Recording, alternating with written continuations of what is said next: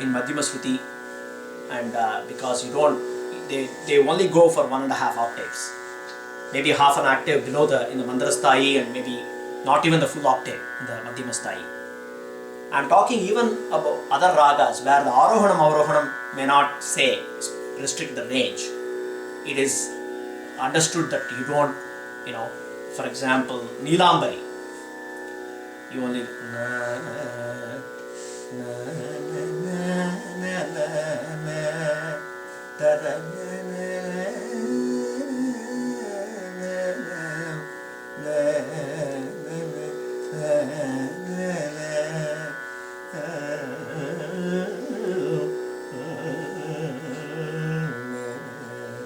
you can only go up to the lower nishadam. You cannot go below that, below the lower knee. Same case with kamas. You can go and do a lot of sancharam in the Madhyama Sthayi, to some extent in the Tala Sthayi too, but you cannot go into the Mandala Sthayi. And Ananda Bhairavi.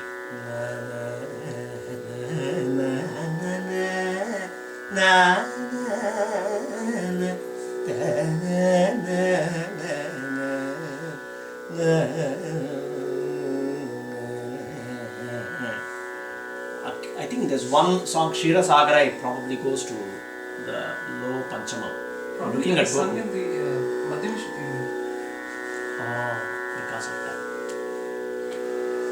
But in general, is it correct that Ananda Bhairavi, you don't go below the I'm not sure if Mandala Sthayi that. Nishadam?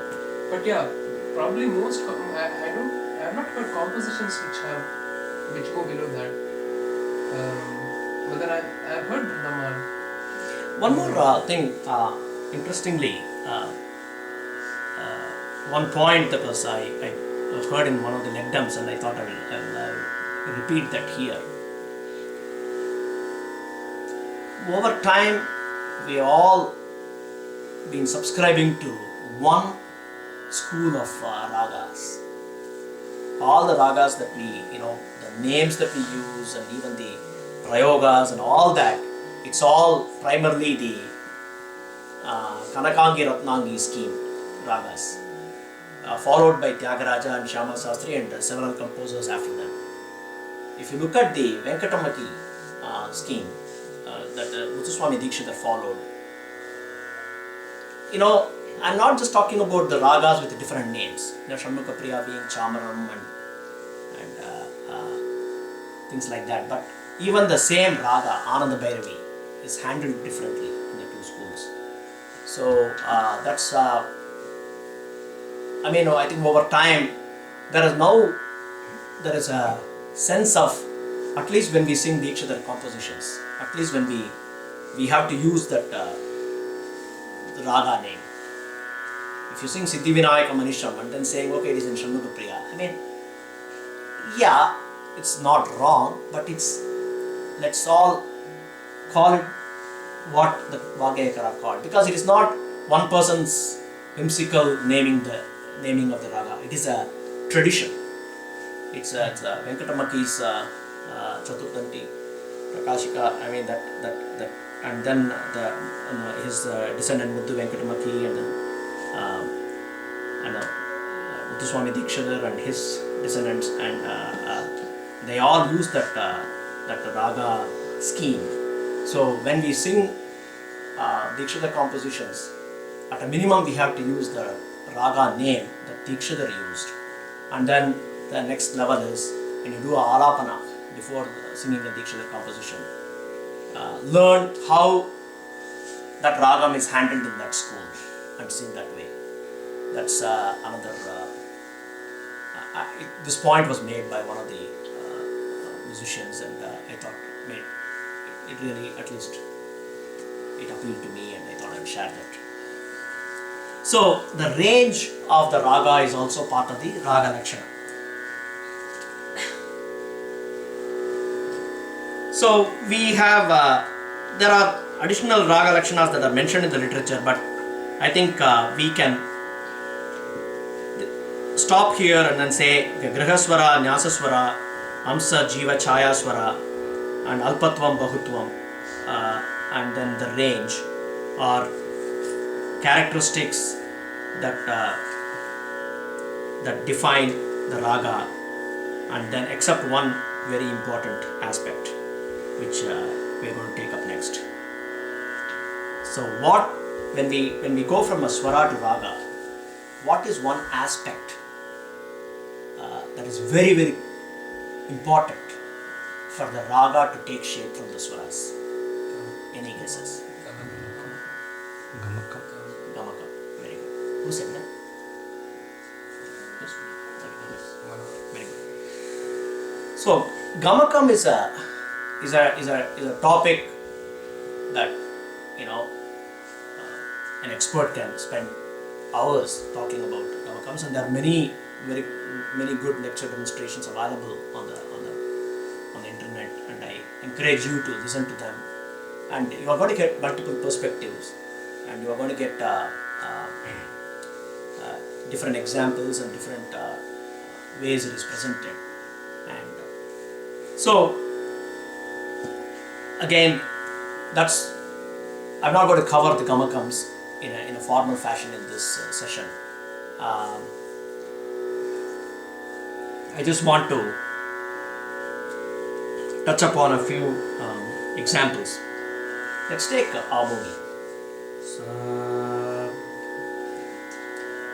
Sa re ga ma da sa sa da ma ga re sa. In this, I have illustrated 4 types of gamakams. Sa re ga ma, that's called nokku. So you basically, there is a pull, and gamakams were illustrated by different musicologists using the veena. Veena is our demonstration instrument in our music. Sa re ga ma, that is called nokku, and you as you learn, even when you learn basic Geetams and Varnams, you are using these gamakams, because that's how the Guru teaches you, and that's how you will learn it. You may not even be aware that you are singing a note with a gamakam. Gamakam is, it has been described as a, shake or an embellishment. I would like to generalize it as a grace.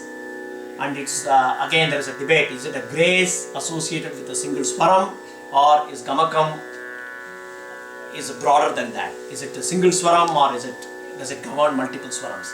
But for initial purposes, it suffices to say it is the manner in which a swaram is sung. Sa re ga ma. Then notice that da the glide from one note to not just the adjacent note, but a few notes beyond that. That's called jaru. I mean, that is one of the first things that you hear in Indian music. Even in non-classical forms, that is a very popular embellishment. The first alapana I sang, Sahana.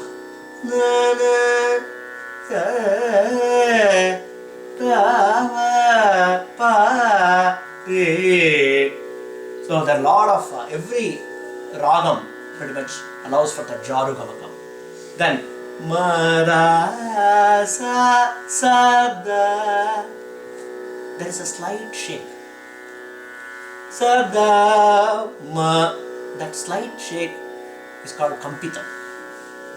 Actually, kampitam can also be, kampitam is probably the most important Carnatic gamakam, because kampitam is almost like a family of gamakams. It is at one point it was used primarily to classify ragas. It was actually used in the sense of to describe gamakams in general, because Narada in Sangeeta Makaranta, he has classified ragas into Muktanga Kampita ragas and Ardha Kampita ragas and Kampa Vihina ragas.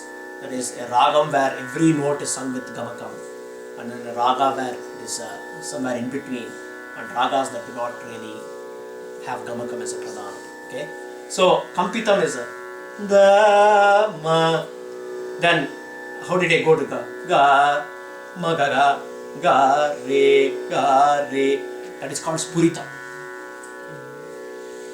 So even singing a pentatonic abogi. Abogi, when you think about Carnatic Gamakam, you always think about Bhairavi, you think about Todi, you think about Varadi. Okay, they are all the ones, they say the Adatala Varnam and Bhairavi, Viriboni, it has all the types of Gamakas you can think of in Carnatic music. It would be really great if somebody can sing that and then take pause and then say this is this Gamakam, this is this Gamakam. And this is one thing that is unfortunately missing in music education, is that the teachers, when they teach ragam, they don't basically say list these are all the types of gamakams that this ragam allows, and this is this type of gamakam, and this gamakam in this ragam is similar to that gamakam. I'm not saying teachers are not doing it, but I think it is not formalized in our Carnatic music education. Different teachers do it, and depends on the students too. The same teacher may explain that level of detail to one student, but not necessarily. And that is one area where, in fact, even coming up with a classification and kind of a notation, the different efforts over in time or in history, it was crystallized only in a book that was published in 1904, Sangeeta Sampradaya Pradarshani. And that's very practical, but even that, to what extent people follow those notations, that's questionable. But I would say, of all the literary works in music literature, that comes closest to a guide, practical guide, at least for notating gamakams and for distinguishing between different types of gamakams. So there are 15 types. Panchadasha gamakas is one thing that was used by different musicologists, and in the Kriti Meenakshi Mehmudam, Muthuswami Dikshidhar uses the phrase Dasha Gamaka Kriye.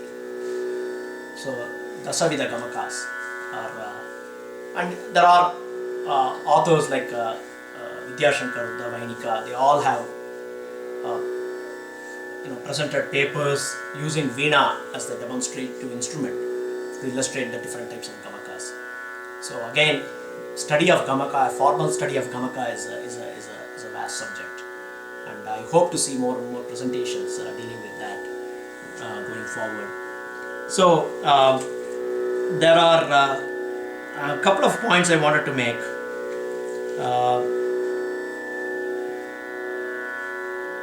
When it comes to gamakas, some ragas are called Sarvaswara Gamaka Varika Raga. Every swaram can be sung with gamakam. So, Todi is one such ragam, and even Shankaravaranam is classified as one such raga. But that doesn't mean that when you sing swaras in a sequence, you sing every swara with a gamakam. Even that may not be very pleasing. You will often find the alternation.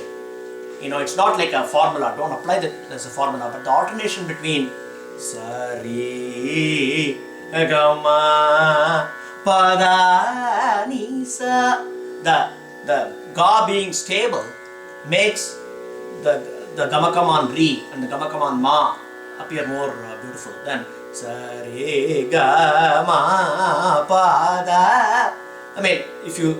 So gamakam, my uncle quotes another musicologist, the term, he really liked the term, so he quotes that. It's called Gamaka Maryada.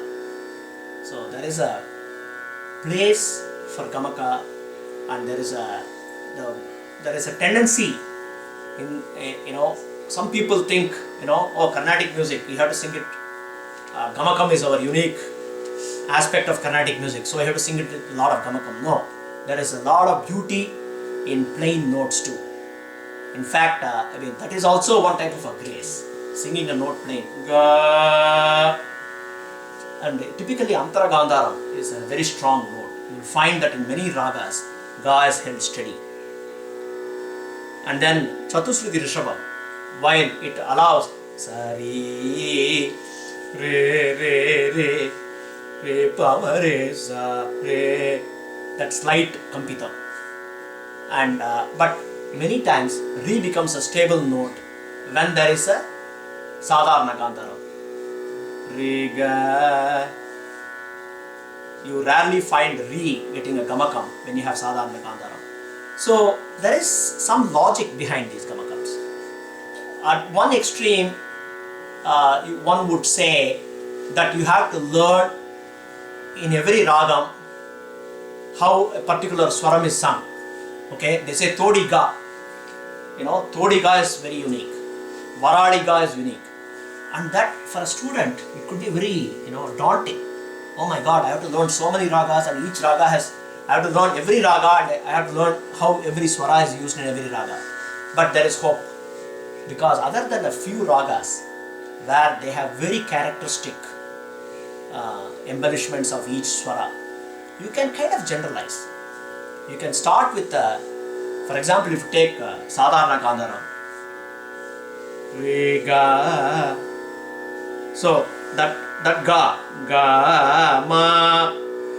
Whenever you have a Chatusruti Rishabham, Re, and Shuddha Madhyamam, ma, and have Sadharana Gandharam, a very frequently occurring Gamakam across ragas. Ga is Rima, Rima, Rima. So when you play an instrumentalist is a great resource. If you are a vocal student, attach yourself to an instrumentalist. And ask that, even if you see, as a vocalist, you may never have the interest in learning how to play the veena or violin. In those days, everybody had to learn an instrument, typically veena. All vocal students learned how to play the veena. Because that kind of gives you a graphic picture. So it will be very helpful if you